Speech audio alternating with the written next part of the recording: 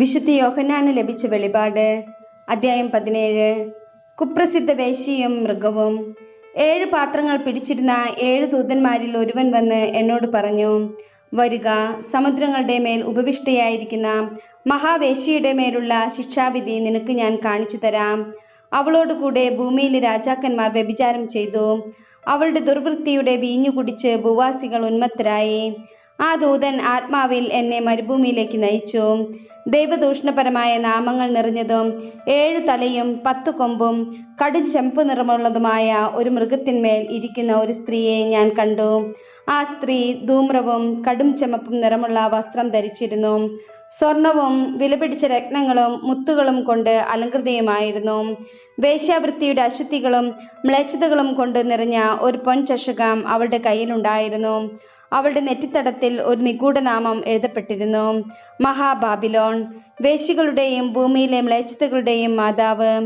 ആ സ്ത്രീ വിശുദ്ധരുടെയും യേശുവിൻ്റെ സാക്ഷികളുടെയും രക്തം കുടിച്ച് ഉന്മത്തയായി ലഹരി പിടിച്ചിരിക്കുന്നതും ഞാൻ കണ്ടു. അവളെ കണ്ടപ്പോൾ ഞാൻ അത്ഭുത പരിതന്ത്രനായി. അപ്പോൾ ദൂതൻ എന്നോട് പറഞ്ഞു, നീ എന്തുകൊണ്ട് വിസ്മയിക്കുന്നു? ആ സ്ത്രീയുടെയും അവളെ വഹിക്കുന്ന 7 തലയും 10 കൊമ്പുമുള്ള മൃഗത്തിൻ്റെയും രഹസ്യം ഞാൻ നിന്നോട് പറയാം. നീ കണ്ട ആ മൃഗം ഉണ്ടായിരുന്നു, എന്നാൽ ഇപ്പോൾ ഇല്ല. അത് പാതാളത്തിൽ നിന്ന് കയറി വന്ന് നാശത്തിലേക്ക് പോകും.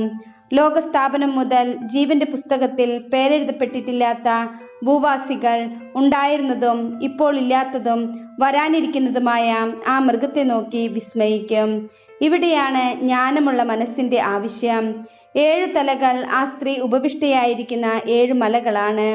അവ 7 രാജാക്കന്മാരുമാണ്. 5 പേർ വീണുപോയി, ഒരാൾ ഇപ്പോഴുണ്ട്, മറ്റൊരാൾ ഇനിയും വന്നിട്ടില്ല. അവൻ വരുമ്പോൾ ചുരുങ്ങിയ കാലത്തേക്ക് ഇവിടെ വസിക്കുകയുള്ളൂ. ഉണ്ടായിരുന്നതും ഇപ്പോൾ ഇല്ലാത്തതുമായ മൃഗം 8ാമത്തേതും 7ൽപ്പെട്ടതുമാണ്. അത് നാശത്തിലേക്ക് പോകുന്നു.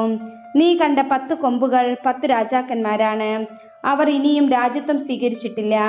എന്നാൽ 1 മണിക്കൂർ നേരത്തേക്ക് മൃഗത്തോടൊത്ത് രാജാക്കന്മാരുടെ അധികാരം സ്വീകരിക്കേണ്ടവരാണ് അവർ.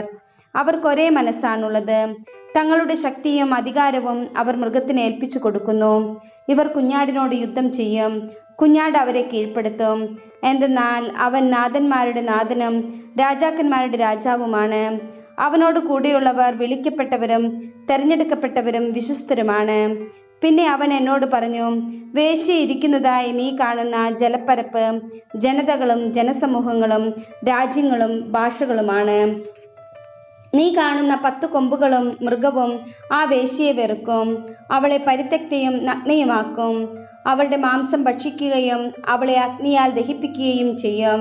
എന്തെന്നാൽ ദൈവത്തിൻ്റെ വചനം പൂർത്തിയാകുവോളം അവിടുത്തെ ഉദ്ദേശം നടപ്പാക്കുന്നതിനും ഏകമനസ്സോടെ മൃഗത്തിന് തങ്ങളുടെ രാജ്യത്വം നൽകുന്നതിനും ദൈവം അവരുടെ ഹൃദയത്തിൽ തോന്നിച്ചു. നീ കാണുന്ന ആ സ്ത്രീ ഭൂമിയിലെ രാജാക്കന്മാരുടെ മേൽ അധീശത്വമുള്ള മഹാനഗരമാണ്.